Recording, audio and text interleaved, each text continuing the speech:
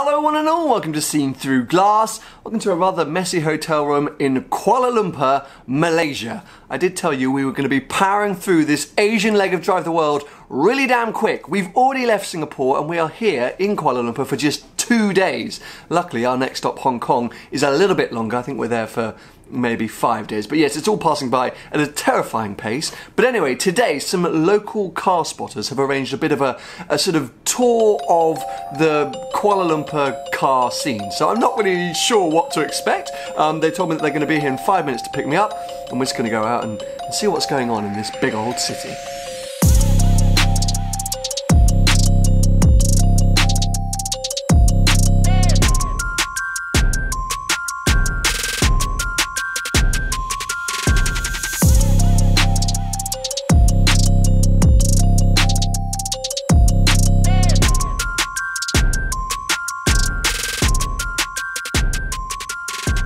Whilst I was in Singapore, I got endlessly trolled by Paul Wallace from Supercars of London fame that I wasn't getting enough Lambo content, so this morning I'm trying to make that up to him.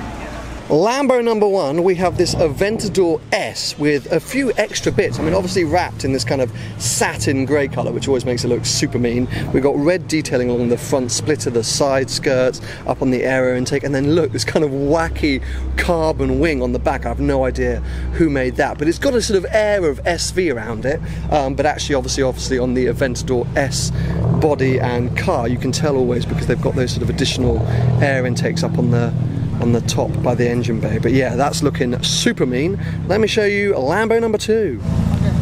It's a sort of completely different end of the spectrum. Here we have a Gen 1 Aventador, black with the silver wheels, very simple stealth spec, and then inside a ton of carbon parts. I mean, literally carbon seats, carbon center console, carbon dash. I mean, it's absolutely nuts. But this car, insanely well looked after. I think it's a 2011 or 2012 with like 6,000 kilometers on the clock or something silly. I'll check with the owner. We're hopefully getting in this car a little bit later, but yes, these are the two big bad boys so far. And then coming out from here, we are at Dreams Factory. We've got an M4 and a few other naughty bits. Now this is something you do not see every day, a Liberty Walk Maserati Gran Turismo. This thing looks absolutely ridiculous, but you know, each to their own. Who am I to judge? Look how low that front splitter is. That is absolutely mad. And then the rear wheels on a proper angle. I mean, God knows what this thing would be like to drive. It definitely has presence, I suppose you could say, stance.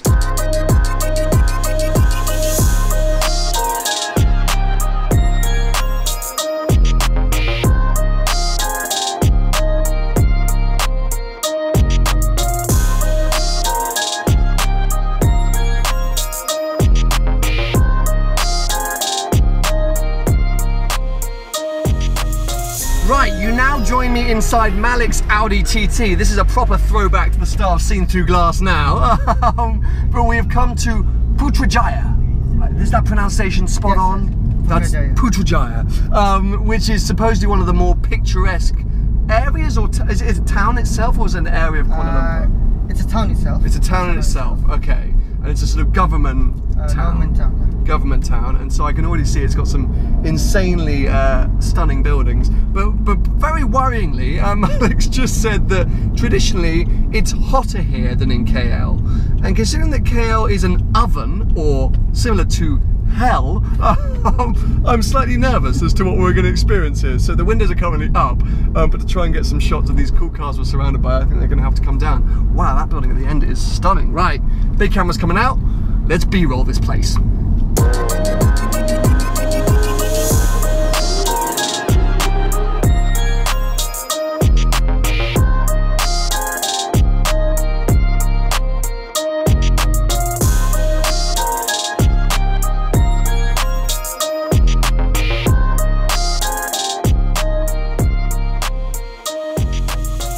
Change of scene, as you might have guessed. Whew. The TT has been upgraded for another VW Group product, but you now join me in a Lamborghini Aventador.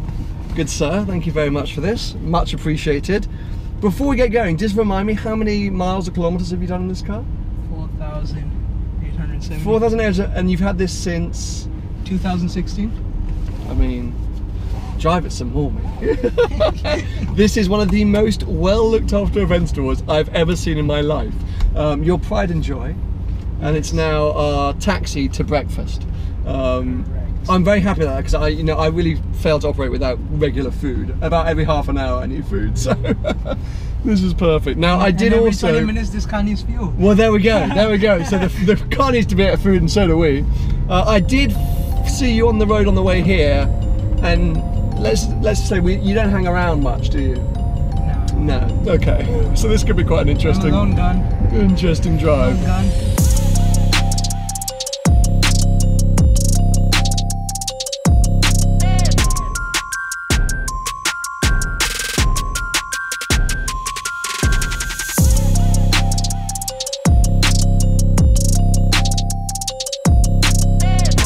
So this place is all actually a private collection, however it's been set up like a museum. My lord, if you had a private collection like this and a kind of museum set up like this, I mean, yeah, just absolutely killing it.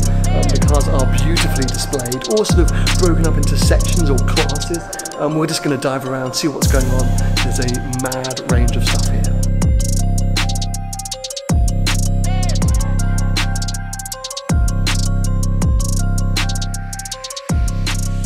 Apologies for the very dodgy number plate blurring, but I have to show you this car because the spec on this TDF is nuts. I don't know what red this is. It doesn't look like Rosso Corsa. Maybe it is. Maybe it's the lighting that's kind of affecting things. But check out the tan interior.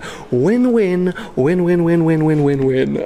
I don't think I've seen many TDFs or really any special edition Ferraris with tan leather interiors. You just don't get it that often. It's usually black Alcantara, and this just pops in such a nice way. Somehow it makes what is a hardcore focused Ferrari into kind of back into a luxury Grand Tourer. I didn't think that was possible, but silver wheels, amazing. Obviously we've got the sort of NART TDF stripe over the top, all painted. It's just, oh my god, this thing is absolutely incredible. But for me, it is definitely that interior that is making it on fire.